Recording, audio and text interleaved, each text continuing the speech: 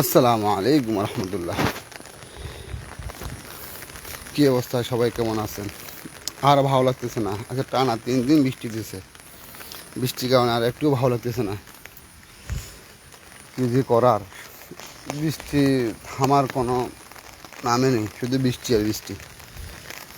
দেখি এই বৃষ্টিতে গাঙ্গের পানি কত লোক বাঁচছে বা কী। আসলে বৃষ্টি হলে এখন ভয় লাগে। ফেনী জেলার মানুষ বৃষ্টি দেখলে এখন ভয় পায়, যার কারণ এই বৃষ্টির মাধ্যমে যে বন্যা আসছে, বন্যা শুধু বাংলাদেশের না, আমার মনে হয় শুধু ফেনী জেলা না, শুধু বাংলাদেশের, শুধু ফেনী জেলা না, শুধু পুরা বাংলাদেশেও এমন বৃষ্টি বা এমন বন্যা আর হয় নাই। ফেনীতে যে বন্যা হয়েছে, দেখি পুরা সাগর হয়ে গেছে, সব দিক দিয়ে পুল হয়ে গেছে। গাঙ্গের পানি একবারে পুল হয়ে গেছে চারোদিকে। আল্লাহ ভালো জানে। অনেকে বলতেছে বন্যা আসবে, অনেকে বলতেছে বন্যা আসবে না।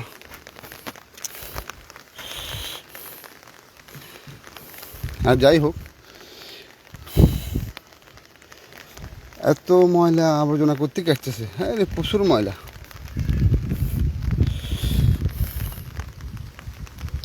নদীর পানি কি গোলা হয়ে গেছে, সবগুলা পাহাড়ের পানি। না হলে এরকম গোলা হয় না নদী।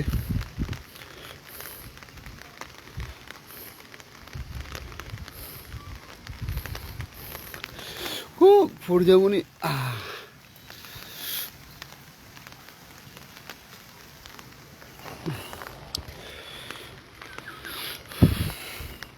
আমার কাছে একটা জিনিস ভালো লাগে, বৃষ্টি হলে প্রাকৃতিক সৌন্দর্য আরও বেড়ে যায়।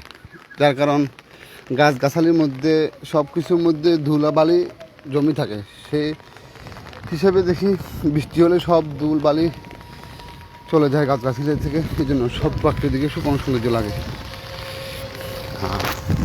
এখান দিয়ে পানি বাড়ি আমি পড়ে যাবো নি। এটা হলো কালিদহ নদী বলে কেউ, আবার কালিদাস পাহাড়িয়া নদী বলে। অ্যাকচুয়ালি এটার নাম হলো কালিদাস পাহাড়িয়া নদী। আর একটু খালি আছে জায়গা পুরোপুরি পানি উঠার।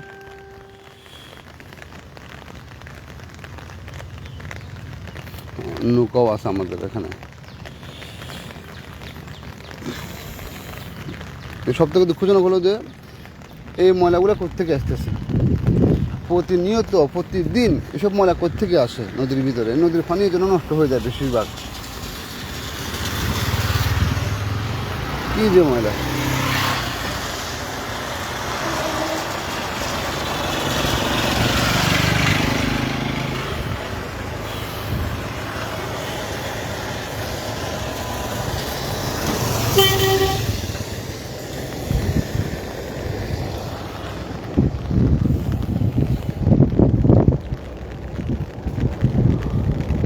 বৃষ্টির দিনে ঘুরতে কোথাও যাইতে ইচ্ছে করে না। যেদিকে যাই সেদিকে কাদা, যেদিকে যাই সেদিকে ময়লা আবর্জনা, বসার কোনো প্লেস নাই। সব জায়গায় অসন্তুষ্ট কাজ করে।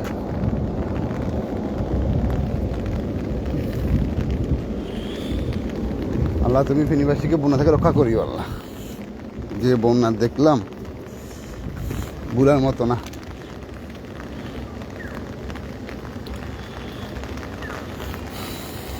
এটা হলো রশিদিয়া মাদ্রাসা দক্ষিণ শাখা, নুরানি শাখা ও হাফিজ বিভাগ। এখন বর্তমানে বিভাগ হয়েছে এখানে রশিদিয়া মাদ্রাসা।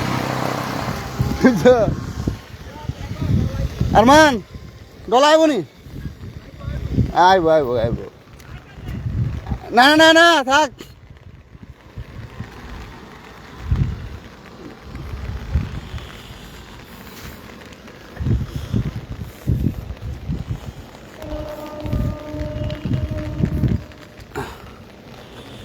অনেক দিন হয়ে গেল বন্যা আসছে, মানুষ এটা ভুলে গেছিল।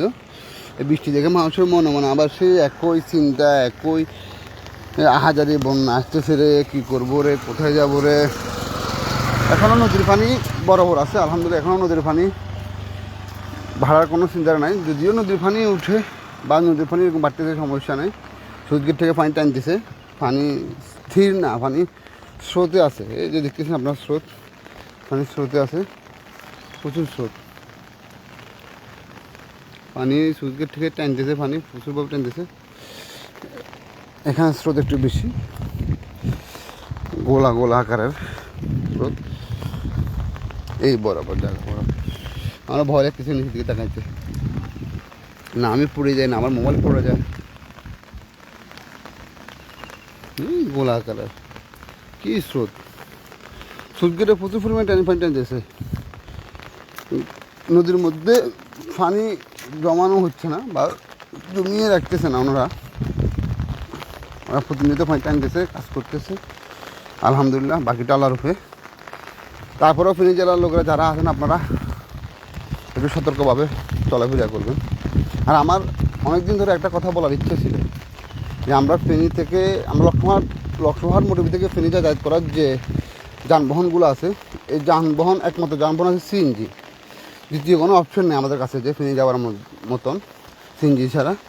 এই সিএনজি গিয়ে যখন আমরা ফেনী যাই, তখন আমি নিজে একটা গাড়িতে উঠলাম, ওঠার পরে বললাম যে ভাই প্রচুর বৃষ্টি হচ্ছে, আপনার উইফাইটা চলতেছে না।